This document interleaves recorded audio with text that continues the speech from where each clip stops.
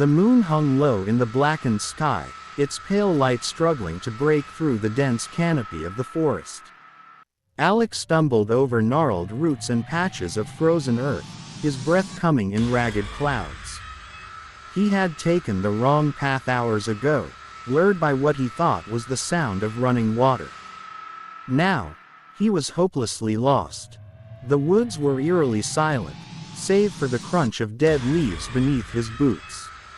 It wasn't just silence, this was an oppressive void. No rustling animals, no wind through the branches. Only the sound of his own heartbeat thudding in his ears.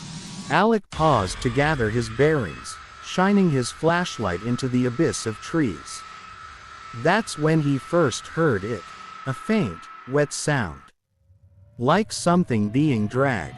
The noise was distant, almost imperceptible, but it prickled the hairs on his neck. He turned slowly, the beam of his flashlight cutting a narrow swath through the darkness. "Hello," he called out, his voice brittle. Silence. Then, the dragging sound again. Closer this time. Alec's stomach churned. He pushed forward, picking up his pace, desperate to put distance between himself and whatever was lurking out there. The dragging grew louder, punctuated by a sickening squelch. His legs burned as he ran blindly through the forest, the flashlight bobbing wildly in his grip. Suddenly, his foot snagged on something, sending him sprawling.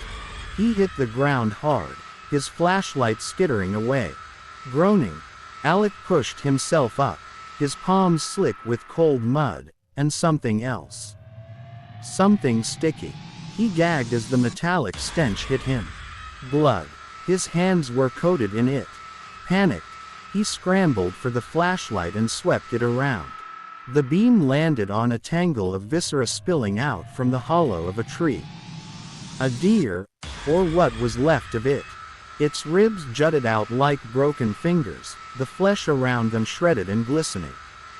The animal's head was missing entirely. The dragging sound was louder now, accompanied by a low, guttural growl. Alec spun around, the light catching a flash of movement. A shape, humanoid but impossibly wrong, lurched between the trees. Its limbs were too long, its joints bending at grotesque angles. Its eyes gleamed like wet stones, reflecting the flashlight's beam. Alec bolted, his breath hitching with every step. He didn't dare look back, but the sound of pursuit was unmistakable.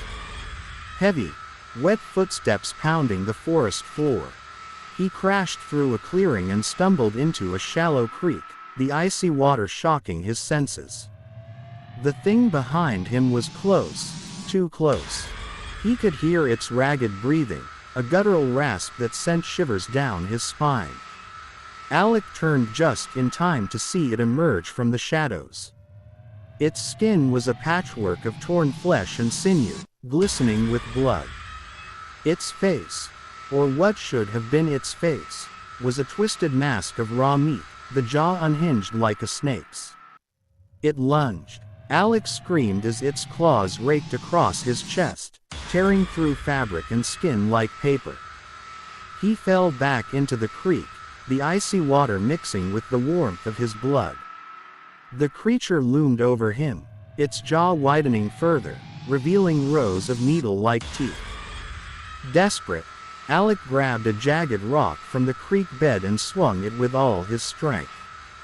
The rock connected with the creature's head, cracking against bone.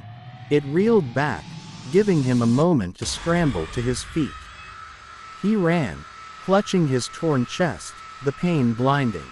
The forest seemed to close in around him, the trees twisting into grotesque shapes. His vision blurred, his body screaming for rest, but he couldn't stop. The sound of pursuit faded, replaced by a new sound, a whispering. Dozens of voices, hissing and murmuring from all directions. Alec slowed, his head spinning. The whispers grew louder, overlapping into an incomprehensible cacophony. Then he saw them. Figures, barely visible in the gloom, their hollow eyes glowing faintly. They surrounded him, their forms shifting and melting into the shadows. One stepped closer, its face splitting into a grotesque grin. It reached out, and Alec's scream was swallowed by the darkness. By morning, the forest was silent again. The search party found no trace of Alec, only his flashlight, cracked and smeared with blood, lying next to the creek. The deer carcass was gone. But deep within the woods, the whispers continued.